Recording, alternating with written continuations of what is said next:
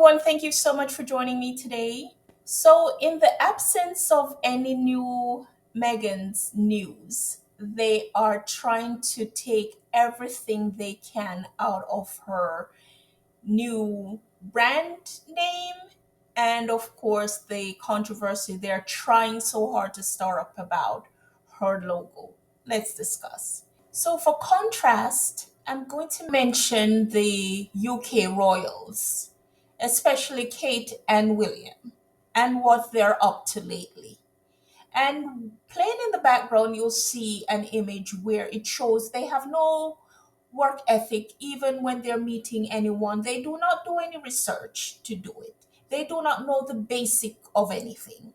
All they do is go on vacation because now they're on vacation while the UK media and the media in general are busy propping them up and propping Kate up because what they're now saying is that Kate is like Diana in her work ethics. What work? While they have all the smoke for Meghan.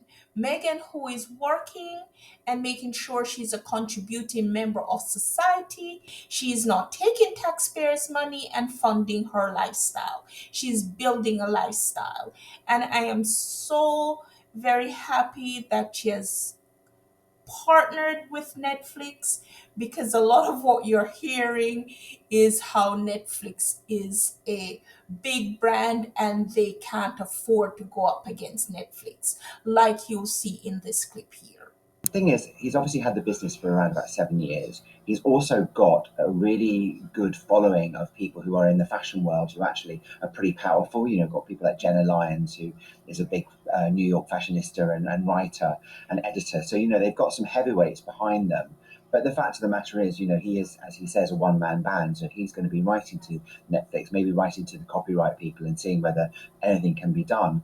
But I doubt whether, unless you've got a lot of money behind you, he'll really be able to make much of a dent in what they're doing. Because also, if you look at Netflix and Meghan, they will turn around and say they've spent hundreds of millions on now rebranding their business and they are going to go drive and move forward with it. Really, we've seen 3 iterations of this business already, and nothing's been actually has come out. There's no product really has been sold, no revenue has actually been made. So for her to have to then turn around and say, actually, we don't want to ruin this small business, I just can't see it happening, because as far as Netflix is concerned, this is make or break. They've got 2 weeks now until this show goes on air and 2 weeks until they launch this brand, and to turn that around and to make any changes, I just don't think it's possible. Well, yeah, they could. It's as ever is a New York clothing brand, so they could rebrand themselves to call themselves as ever New York. You know what I mean? There's like little things that they can do to position themselves in a way that they can be seen to be very different entities, because they are very different entities. Hers is also a ubiquitous word which is used by people up, as a term of affection. It's just the case of somebody's used it as their brand name as well. But I think the two can exist. So you heard him, he couldn't resist throwing a few snide remarks. But he had to admit that they're two different businesses. And he has to admit that Netflix is too big of a brand for them to fight against. Megan, you're brilliant, and I'm glad you have found this partner. So you would think all these people seeing Megan has a huge brand like Netflix as her partner, you would think they would come to the conclusion that between all of them, they have got this, and would deter them from writing all these negative things and wait and see. Oh, no, no, you would be wrong if you thought that. They have come out in droves. Everyone had something to say. The Hollywood Reporter had something to say. They weren't nasty, they just did like perhaps straight reporting. Then, of course, we had the nasty Meghan McCain. She had to say something. I don't even know why she's still relevant. Then there was this writer on a site called Laney Gossip that she wrote this long piece that was unhinged. And all over, we had somebody saying something, and most of it was taking on a nasty slant. And we all know and we all have eyes to see that what they're saying and what they're trying to tell us is false. But Netflix believe in Meghan, and Meghan believe in Meghan, and she has a supportive husband. And talking about her supportive husband, People magazine has a write up that shows that this logo was all a tribute to Prince Harry.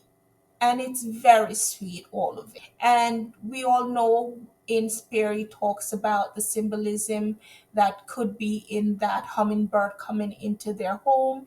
And in the cut, Meghan had spoken about how Prince Harry had seen the palm trees outside and how he thought the root of the palm trees touching symbolized them. So basically, what this boils down to is that this is all manufactured outrage, as it has always been. They have lost control of the narrative. They do not have a compliant, predictable Meghan to boss around and tell her to pose because they pay. Anyway, Meghan is paying them all dust. She is continuing to do her business. The town that they're saying that the logo looks like, the mayor apparently is trying to invite her there by one report. It's all convoluted, and they're all just trying to spin this and turn it into this big controversy, which does not exist. But Meghan is unbothered and continuing to post on Instagram. Her latest post is captioned, quote, "From memory lane to the memories I'm making today," end quote. So she's unbothered. She's living her life. She has one of the biggest partners in the world. So it's not just her against the world, her and Harry against the world, but she has people that are heavily invested in her success. Anyway, guys, thank you so much for joining me. Please remember to like, comment, and subscribe if you will. And talk to you soon. Bye.